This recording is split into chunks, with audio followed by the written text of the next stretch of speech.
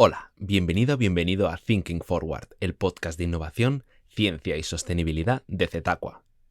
Vivimos en un mundo que está en constante cambio, y las ciudades se enfrentan cada vez más a grandes desafíos que impactan la calidad de vida de sus habitantes.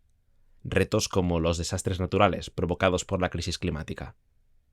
En este contexto, mejorar la resiliencia urbana es crucial para lograr ciudades más seguras, sostenibles y prósperas. Si te preguntas qué es la resiliencia urbana y por qué es tan importante, acompáñanos en este episodio. Esto es Thinking Forward. ¡Empezamos!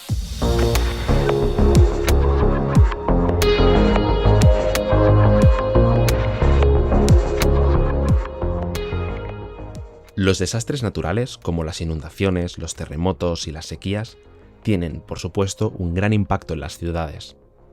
Con la crisis climática, estos eventos se han vuelto más frecuentes y más intensos en todo el mundo. Según la Oficina de las Naciones Unidas para la Reducción del Riesgo de Desastres, hubo más de 7.000 catástrofes entre los años 2000 y 2019, que afectaron a más de 4.000 millones de personas y generaron pérdidas económicas de casi 3.000 millones de dólares. Hacer que las ciudades sean más resilientes significa mejorar su capacidad de prevenir, resistir y recuperarse con el mínimo daño posible de los diferentes impactos climáticos que pueden sufrir. Es decir, mejorar la resiliencia urbana consiste en hacer que las ciudades sean más fuertes y aguanten, entre comillas, estos eventos de la mejor forma posible. Esto implica promover medidas de adaptación para fortalecer las infraestructuras y establecer sistemas eficientes de alerta temprana, entre otros, para reducir su vulnerabilidad. En el episodio de hoy abordaremos este tema tan complejo y desafiante desde diferentes enfoques. Nuestro primer invitado es Beniamino Russo, profesor de la Universitat Politécnica de Cataluña y External Advisor de Aquatech. Beniamino, cuéntanos, ¿cuál es el papel de la resiliencia urbana en el contexto de crisis climática actual? Pues bien, el papel de la resiliencia urbana es preparar los servicios urbanos, entonces todas las infraestructuras asociadas a estos servicios, para hacer frente, por un lado, a episodios climáticos extremos conocidos, pero por otro lado, también a escenarios de cambio climático que podrían llegar a darse en un futuro más o menos próximo. Para que tengáis una idea, nosotros trabajamos con horizontes temporales muy diferentes que van desde pocos años vistas hasta finales de siglo. Y entonces, en este contexto, creo que es importante remarcar este papel de la resiliencia urbana a nivel de planificación local. Cuando hablo de planificación local, me refiero a una planificación municipal, pero incluso supramunicipal, a nivel de área metropolitana o hasta regional. Pues ese papel consiste en coordinar la planificación de diferentes servicios urbanos estratégicos. Un plan de resiliencia es un plan de planes sectoriales. Es un plan holístico, general, integral, como queremos llamarlo, pero que se alimenta de información de mucha calidad, de muchos detalles que proceden de diferentes gestores públicos, gestores privados, de infraestructuras críticas o de infraestructura de interés para nuestras ciudades. Y cuidado que cuando hablamos de infraestructuras, estamos incluyendo también infraestructuras verdes, estamos incluyendo el medio ambiente, no solo las infraestructuras pura y dura a las que estamos acostumbrados a pensar. Genial. ¿Y cómo pueden las ciudades evaluar su vulnerabilidad a la crisis climática? Yo creo que en este caso la evaluación de la vulnerabilidad al cambio climático de nuestras infraestructuras y de nuestras ciudades pasa por tres pilares. El primer pilar es el conocimiento, luego tenemos la tecnología y finalmente una participación de todos los sectores de la sociedad en todos los procesos de planificación en temas de resiliencia urbana. Eh, Primero, el conocimiento. Hay que saber qué pasa cuando ocurre una crisis climática, o sea, cómo responde un servicio a un evento extremo, que puede ser una inundación, una ola de calor o una sequía, y cómo se propagan estos efectos de un servicio a otros. Pues entonces va a entender la relación entre servicios. Una vez que tengamos este conocimiento, luego entra en juego el papel de la tecnología, de las herramientas. O sea, necesitamos herramientas para simular la respuesta de estos servicios, su comportamiento y los efectos en cascada hacia otros sectores que pueden darse. Si somos capaces de simular la respuesta actual, pues seremos capaces de simular también la respuesta futuras frente a escenarios de cambio climático y hasta escenarios de adaptación a posibles escenarios de cambio climático.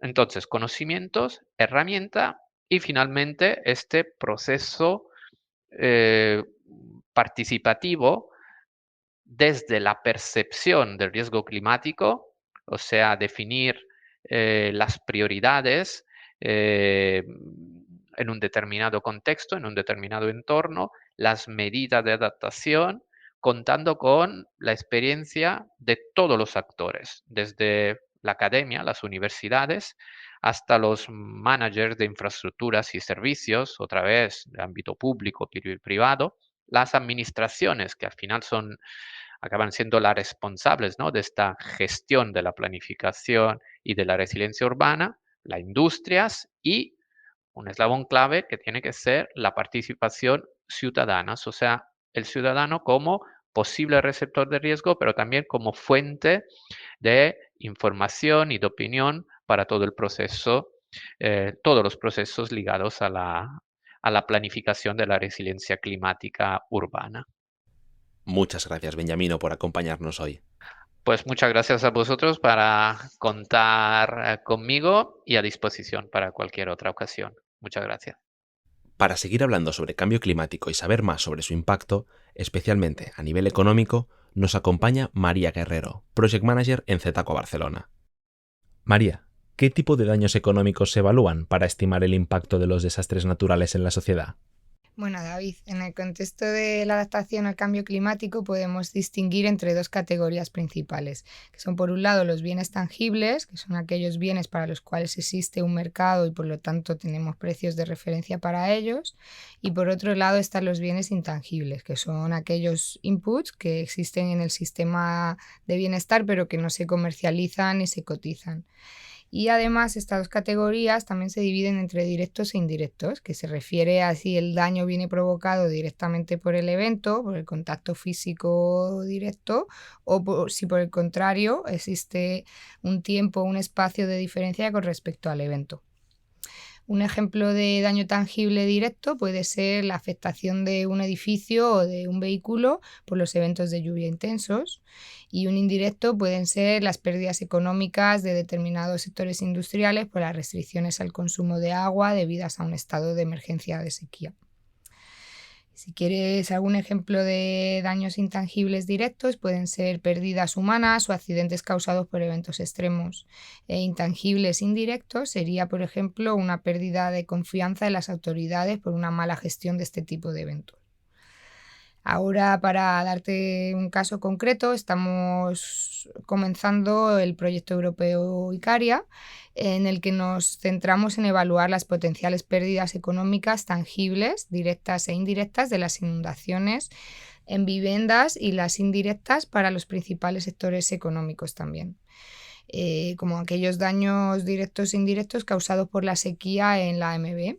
Y de forma más genérica queremos abarcar también los posibles daños por olas de calor e incendios en áreas naturales.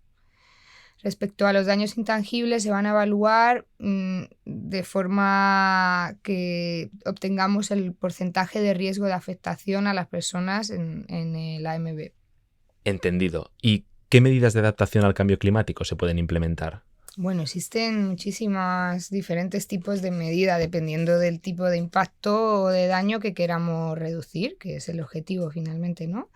La clasificación principal está en estructurales y no estructurales. De las primeras, las más comunes son las que se conocen como infraestructuras grises, que son aquellas instalaciones o sistemas construidos que permiten una mejora de las condiciones de drenaje, por ejemplo, para episodios de lluvia, o de distribución de agua regenerada para atenuar los efectos de la sequía o de la menor cantidad de precipitaciones. Por otro lado, están las medidas basadas en la naturaleza, que replican el funcionamiento de esta misma y su capacidad natural, nunca mejor dicho, de hacer efectivo el ciclo del agua, tanto para actuaciones de drenaje como de filtración de contaminantes, de retención de masas de agua, bueno, todo lo que lleva el ciclo urbano del agua. En esta categoría existen todo tipo de soluciones, como son los techos verdes, los pavimentos drenantes, los humedales de depuración o de retención y bueno, muchos otros ejemplos. Y luego de la otra categoría que tenemos principal son las no estructurales, se refieren a aquellas que no conllevan la construcción de una estructura, que también son muy relevantes para su capacidad de impacto. Por ejemplo, son medidas de gobernanza que activan cambios en la sociedad a través de la legislación o de campañas de concienciación, de cambio de comportamiento de la sociedad. En este mismo proyecto que te comentaba, en Icaria, vamos a recoger los últimos avances de todo tipo de medidas de adaptación al cambio climático y evaluar el potencial de cerrar este gap entre lo que se puede pasar como consecuencia del cambio climático y lo que nos gustaría que pasara como sociedad. Perfecto, María. Muchas gracias por compartir este ratito con nosotros. Muchas gracias a ti, David. Por último, para saber un poco más sobre el impacto de la crisis climática y las proyecciones futuras, también contamos con César Paradinas, meteorólogo e investigador científico de la Fundación para la Investigación del Clima. César, según las proyecciones actuales, ¿cómo se espera que la crisis climática afecte a las ciudades en el futuro en España? Es una pregunta que es un poco complicada porque, claro, si tenemos en cuenta cómo funcionaban las proyecciones climáticas hace 20, 30 años, cuando se empezó a investigar esto, todo lo que se generaba era pues, una resolución bastante fea, por así decirlo. Y claro, las proyecciones que se manejaban pues prácticamente eran iguales para toda España. Ahora, claro, tenemos la capacidad computacional y la tecnología para desarrollar estas proyecciones a una escala muy, muy local. Y claro, sí que hay que tener en cuenta que España es probablemente el país con la mayor diversidad climática del mundo, teniendo en cuenta el tamaño de nuestra geografía. Aún así, bueno, sí que hay cosas que se pueden decir sin entrar a mucho detalle de regiones que, bueno, sobre todo lo que ahora llamamos crisis climática, porque antes siempre se decía que el cambio climático es una cosa que siempre ha existido y en cierto sentido esto es verdad. Pero claro, lo que antes se desarrollaba en 10.000 o 20.000 años ahora está pasando en 40. Por eso se le llama ahora más crisis climática. Lo que sí que está claro que va a afectar a las ciudades en España en el futuro va a ser el aumento de las temperaturas. Eso es algo sobre lo que no hay ningún tipo de duda y sobre lo que todas las proyecciones, todos los escenarios son absolutamente claros. Da igual cómo evolucione la sociedad humana a día de hoy, incluso si desapareciéramos de la faz de la Tierra, el clima tiene una inercia y con lo que ya hemos influido en él, esto va a seguir hacia adelante, va a seguir la temperatura subiendo. Entonces, bueno, podríamos decir que la forma en la que va a afectar a las ciudades en el futuro en España va a ser pues un clima mucho más cálido, con mucho mayor énfasis en el verano, temperaturas, pues ya estamos teniendo algunos tintes estos pasados años. Seguirá así, el verano seguirá aumentando en tamaño, llegarán ante los 30 grados, tardarán más tiempo en irse. También se afectará al invierno. Eso no quiere decir que no vaya a dejar de haber horas de frío, que no vaya a dejar de hacer frío, pero será mucho menos días y con mucho menos intensos. En cuanto a precipitación, la señal no es tan clara. Aquí sí que podemos hacer una distinción entre el Cantábrico, por ejemplo, y el resto de la península. Aún así sí que pintan que, de forma general, lloverá menos en la península. Habrá menos días de precipitación, lo cual incidirá en que habrá más periodos de sequía. Y además, como la temperatura será mayor, aumentará la evapotranspiración y eso pues genera mayores estrés hídrico. Ya no solo hablamos del campo, sino pues también en los árboles o en la vegetación de las propias ciudades. Y además la precipitación cuando se dé pues tenderá a ser más torrencial, es decir, se concentrará en menos días y lloverá de una forma mucho más intensa. Entonces, claro, todo esto pues hay que trasladarlo a lo que será el tejido urbano. También pues hablaremos de que habrá más horas de luz, más radiación solar, habrá menos días cubiertos. Por lo tanto, bueno, pues todo eso implica en cómo va a impactar a las ciudades, pues tendrá que ver según cómo se haga la planificación, el diseño urbanístico. Hay que tener en cuenta que lo que se llama la adaptación al cambio climático es una estrategia que tiene que tomarse desde ya y empezar a tener en cuenta cómo va a ser el clima del futuro, para que el impacto pues en verano, en la infraestructura, en la propia gente que desarrolla su vida en las ciudades sea menor. En este caso, ya que aprovecho ya que tú, Zetacua, pues se encuentra en Barcelona, también tiene que tener en cuenta que en el Mediterráneo ya habéis tenido un ejemplo este verano pasado y ahora se está hablando también mucho de ello con estos récords de temperatura que estamos teniendo en el océano a nivel mundial. Se habla poco de ello, pero bueno, el Mediterráneo tendrá a estar mucho más cálido con el paso de los años también, tanto en verano como en el resto del año. Y eso, pues, aparte de influir en las precipitaciones torrenciales, hará que los meses de verano pues también sean mucho más desagradables en toda la zona del Levante español, con esas noches tórridas una tras otra en verano, que hará mucho más difícil descansar y también pues afectará pues en general eso al desconfort en toda la vertiente mediterránea.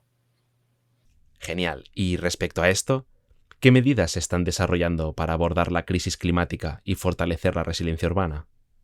Aquí sí que habría que hacer algunas distinciones más. Las medidas que se están desarrollando van de la mano también del desarrollo tecnológico, por un lado, que estamos viviendo ya no solo con el boom de la inteligencia artificial este año, sino en general con las mejoras computacionales que está habiendo en cuanto a velocidad de cómputo y el manejo de cantidad de datos, pero también con el desarrollo de la sociedad.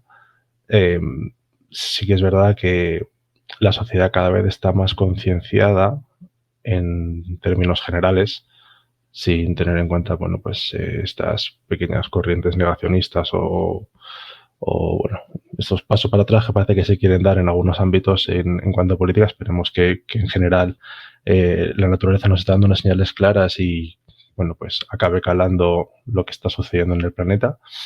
Entonces, bueno, por un lado, una de las medidas clave que se están desarrollando ahora es lo que se llama la democratización del conocimiento, es decir, que la comunidad científica no sea una especie de círculo cerrado de gente experta que se dedica a retroalimentarse y convencerse a sí mismos de todo lo extraordinario de lo que está sucediendo y que luego de puertas para afuera nadie tenga ni papa de qué es lo que está ocurriendo. Entonces, una de las medidas es eso, es trasladar a la sociedad a través de las esferas políticas, de las redes sociales y de una participación muy activa, qué es lo que está sucediendo en el planeta, para que todas las medidas tanto de mitigación para reducir la emisión de gases de efecto invernadero como de adaptación para que los impactos del cambio climático se reduzcan en el entorno rural y urbano, sea un papel de todos. No sea solo políticos actuando, sino también la gente en su día a día aplicando medidas a sabiendas del impacto que estas tienen en el entorno global. Entonces, una medida de esta democratizar pues, la generación de talleres, divulgación en redes sociales y luego también pues, con ese co-desarrollo y co-diseño de todas estas medidas involucrando pues, a toda la sociedad en la medida de lo que es posible, entrenándoles, por así decirlo, en lo que es la ciencia del clima, para que bueno, la gente luego no se alarme cuando se diga que en verano vamos a llegar a los 49 grados y digan, siempre ha hecho calor en verano. Y luego pues hay otros ámbitos, que es el tecnológico. Y aquí pues se están desarrollando medidas de innovación intentando actuar en las dos escalas temporales en las que nos solemos manejar en el ámbito de la ciencia climática. Por uno sería la corta escala o lo que correspondería con la meteorología, es decir, el tiempo que suele hacer en nuestro día a día, de aquí a 2, 3 días, que no tiene nada que ver, que la suma de este tiempo diario en mucho tiempo, muchos meses y años, es lo que define lo que es el clima. Pero por un lado se intenta actuar en lo que es la escala meteorológica, en el tiempo, para adaptarnos a lo que ya sucede, el cambio climático que ya está registrado, estos nuevos eventos extremos que estamos sufriendo, pues como estas olas de calor brutales, precipitaciones torrenciales o periodo de sequía muy largo, pues por ejemplo con el desarrollo de sistemas de alerta temprana, que son pues estos sistemas informáticos que permiten a las administraciones públicas, otras autoridades o entidades conocer de antemano con cierta escala o cierto margen de tiempo cuándo se va a producir un cierto tipo de evento extremo para que apliquen medidas de prevención o que la sociedad pues pueda prepararse y evitar pues males mayores. Y otro, por ejemplo, pues ya a mayor escala, que serían las proyecciones climáticas o dar conocimiento de cómo se espera, teniendo en cuenta más o menos diferentes evoluciones socioeconómicas de la sociedad esperables, si no pasa nada extraño, cómo se espera que vaya modificándose o cambiando el clima en el futuro. Y conocer estas proyecciones climáticas a escala muy local, que es lo que podemos conseguir a día de hoy con la tecnología, permite pues contar con esos microclimas para conocer, por ejemplo, exactamente qué es lo que va a pasar en Barcelona o en el Collserola, o, por ejemplo, si nos vamos a Valencia, en Denia o en Sarriá, pues a un lado del Montgó, es una montaña costera, pues esos efectos muy locales de precipitación a un lado o a otro, de efectos Foehn, cambios de temperatura, que permitan a las autoridades locales hacer medidas de adaptación para tener en cuenta esos factores. Y luego, pues ya entraríamos en otro tipo de estrategias también más políticas, como puede ser la economía circular, para reducir los desechos, reducir las emisiones de gases de efecto invernadero, aplicar medidas basadas en la naturaleza para reducir los contaminantes, desechos, etc. Vamos, podemos decir que se está haciendo mucho y esperamos que con los años esto vaya mejorando, si todos queremos. Genial, César. Muchísimas gracias. A ti por invitarme, David. Suerte.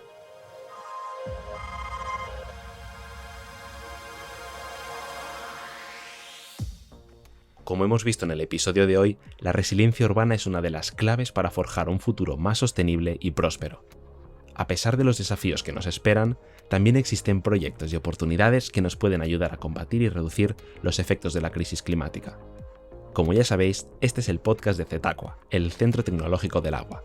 Si quieres estar al día de todas las novedades y no perderte ningún episodio, síguenos en Spotify. Dale a la campanita en la parte superior de nuestro perfil y cuéntaselo a tus amigos más curiosos. Gracias por acompañarnos un día más. Hasta pronto.